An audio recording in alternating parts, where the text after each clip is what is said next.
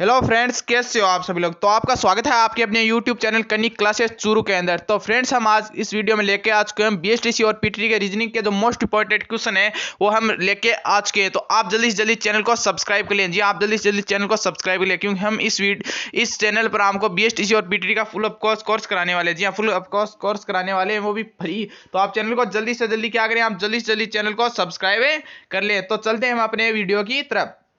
तो आपका जो सबसे पहला क्वेश्चन है वो निम्नलिखित संख्या श्रृंखला में अगला पद ज्ञात कीजिए 3, 7, 23 और 95। तो इसका आंसर बताइए आप जल्दी से। तो इसका आंसर जो इस प्रकार होगा, तो आपको नहीं आता है वो देख लेना। सबसे पहले आपको स्क्वायर याद होना चाहिए। जी हाँ, स्क्वायर याद होना चाहिए। एक का स्क्वायर, दो का स्क्वायर, तीन का स्क्वायर कितना होगा, चार का स्क्वायर कितना होगा, तो ये याद होना चाहिए। तो इसके अंदर क्या कर रखा है, इसके अंदर आपको तीन तीन के अंदर 2 गुना 6 आ गए, प्लस में आपको इन्होंने एक जोड़ा है। उसके बाद क्या, उसके अंदर 7 के अंदर 3 का किया है, गुना किया है, और उसके अंदर कितना जोड़ा है, इसके अंदर 2 जोड़ा है। और उसके बाद इन्होंने 23 के अंदर 4 का गुणा किया, और उसके अंदर कितना जोड़ा है, 3 जोड़ा है। जी, उसके अंदर कितना जोड़ा है, इन्होंने 3 जोड़ा है। तो कितने आ जाएंगे, 92 प्लस से 3 कितने हो गए, 95 आ गए। और अगले वाले में क्या कर रखा है इन्होंने, अगले वाले में हमको क्या करना, अगले वाले में हमको 95 के अंदर हमको 5 का गुना करना है। कितना आ जाएगा आपका 475, और उसके अंदर कितना जोड़ना है, हमको 4 जोड़ना है। तो आपका जो आंसर है वो ऑप्शन नंबर कौन सा हो जाएगा, ऑप्शन नंबर सी हो जाएगा, 479। यहाँ 4 का गुणिया 479 इसका सही जवाब हो जाएगा। तो चलते हैं हम अगले क्वेश्चन की तरफ।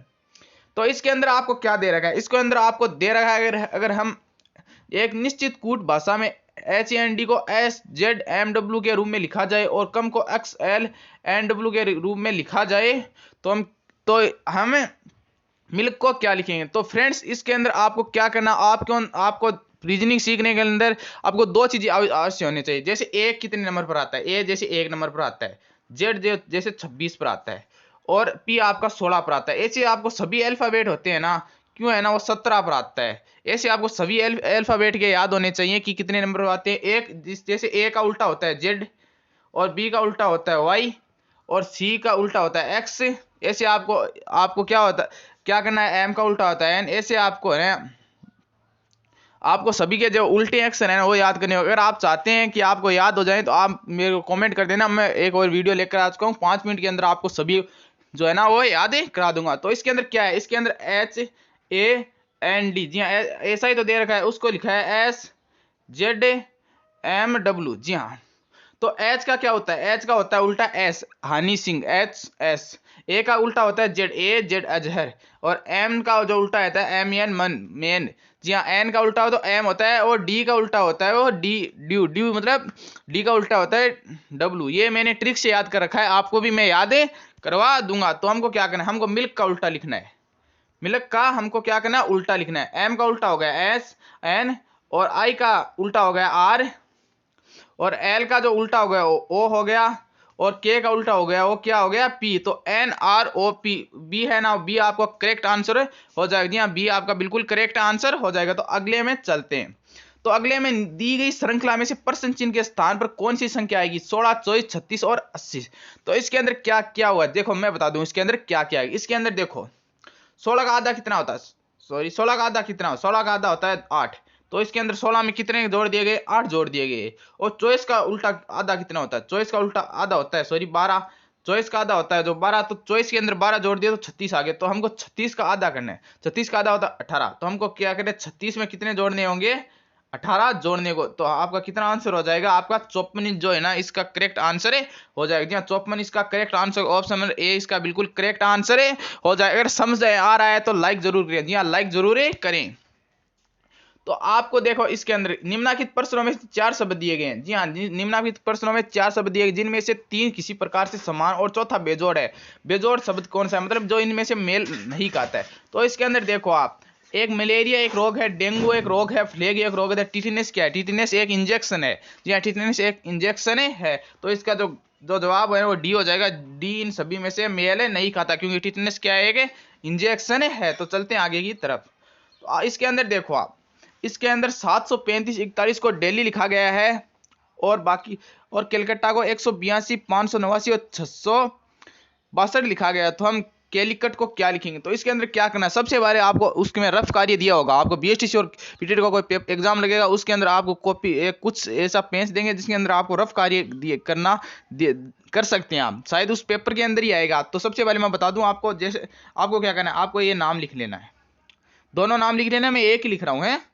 आपको इसके अंदर जैसे ये 7, डी को इन्होंने 7 लिखा है, ई को इन्होंने 3 लिखा है, और एल को इन्होंने 5 लिखा है, और एच को इन्होंने 4 लिखा है, और एल को इन्होंने 1 लिखा है। ऐसे ही लिखा है, इन्होंने मानना है, हमको भी मानना पड़ेगा, वैसे नहीं होता। इसे डी 4 पर आता है, ई 5 पर आता है, एल 12 पर आता है, एच 8 पर आता है, आई 9 पर आता है, ऐसे होता है। लेकिन इन्होंने कहा कि आपको मानना है, तो हमको मानना ही पड़ेगा। तो आपको क्या करना है, आपको सी को देखना है, जैसे इसके अंदर लिखा है CALICUT, तो इसके अंदर देखना है हम सी को कितने, सी को आपको देख लें, कैलकाटा में सी को 1 लिखा है, जी हाँ, सी को इन्होंने 1 लिखा है, और ए को इन्होंने 8 लिखा है, और एल को इन्होंने कितना लिखा है, एल को इन्होंने लिखा है 5, जी हाँ, एल को इन्होंने 5 लिखा है, और सी को इन्होंने फिर से 1, और यू को इन्होंने क्या लिखा है, यू को आप देख सकते हैं, यू को इन्होंने 6 लिखा है, और यू को इन्होंने 6 लिखा है, और टी को इन्होंने क्या लिखा है, टी को इन्होंने लिखा है 6। तो ये आपका जो सही आंसर हो जाएगा। इसके अंदर ये आंसर नहीं है, गलत, इसके अंदर जो गलत छप गया है उसकी वजह से आप सॉरी। चलते हैं हम आगे की तरफ। यदि अंग्रेजी वर्णमाला में केवल आधे वर्णों को उल्टा कर दिया जाए, तो अंग्रेजी वर्णमाला में तो के और आर के बीच कितने वर्ण होंगे। तो आपको बताएं अंग्रेजी वर्णमाला में टोटल कितने होते हैं। अंग्रेजी वर्ण टोटल 26 होते हैं, 26 मतलब आधे, 26 के हमको आधे करने मतलब 13। 13 पर कौन सा आता है, 13 पर आता है एम। एम को हमको आधा करना है, मतलब एम को हमको एक स्थान पर लाना है, मतलब एम एक की जगह हो गया, उसके बाद एम 13 पर, उसके बाद एल 12 पर, एम 13 पर, 12 पर एल, 11 पर के, और उसके बाद 10 पर जे। ऐसा है, हमको उल्टे एक के स्थान पर लाना है, उल्टा करना है, इनको 26 को उल्टा करना है। तो आपको बताए के एम के और आर के बीच, तो आर तो आपका 18 पर ही रहेगा, और के कितने पर आ जाएगा, के 3 पर आ जाएगा। तो 18 में से 3 गए, कितने बचे, 15 बचे। तो इसके बीच में कितने वर्ण होंगे, 15 वर्ण हो जाएंगे। जी हाँ, 15 की संख्या बीच में रह जाएगी। समझ में नहीं आएगा, देखो जैसे के होना, के को अगर उल्टा करेंगे तो एम एल और के, ऐसा ही तो होगा उल्टा करने पर। एम को हम ए के स्थान पर ले आएंगे तो उल्टा चलेगा, तो ऐसा ही होगा ना। उसके बाद जे, उसके बाद जो 9 पर आएगा उसको रख लेंगे हैं। तो ये के आ गया ना, के 3 पर आ जाएगा, और आर तो हमारा 13 से पहले का ही तो उल्टा करना है, तो आर हमारा 18 पर रह जाएगा। तो हो गया ना। तो चलते हैं हम आगे की तरफ। यदि रबर को बॉक्स कहा जाए, बॉक्स को पेंसिल कहा जाए, पेंसिल को शॉर्पनर कहा जाए, शॉर्पनर को बैग कहा जाए, तो बच्चा किसके द्वारा पढ़ेगा। तो हमको क्या करना है हमको ये बोल रहा है वैसे मानना है। तो बच्चा वैसे किससे पढ़ता है, बच्चा हम वैसे किसके द्वारा लिखता है, वैसे बच्चा पेंसिल के द्वारा लिखता है। तो हम पेंसिल को शॉर्पनर कह देते हैं, मतलब पेंसिल है उसका नाम हम शॉर्पनर रख देते हैं। तो बच्चा किसने पढ़ेगा, बच्चा शॉर्पनर से ही तो पढ़ेगा। इसका जो आंसर है वो डी हो जाएगा। इसको बोला है कि ये बोला है कि बच्चा किसके द्वारा पढ़ेगा, हम पेंसिल को हम शॉर्पनर मान लेंगे।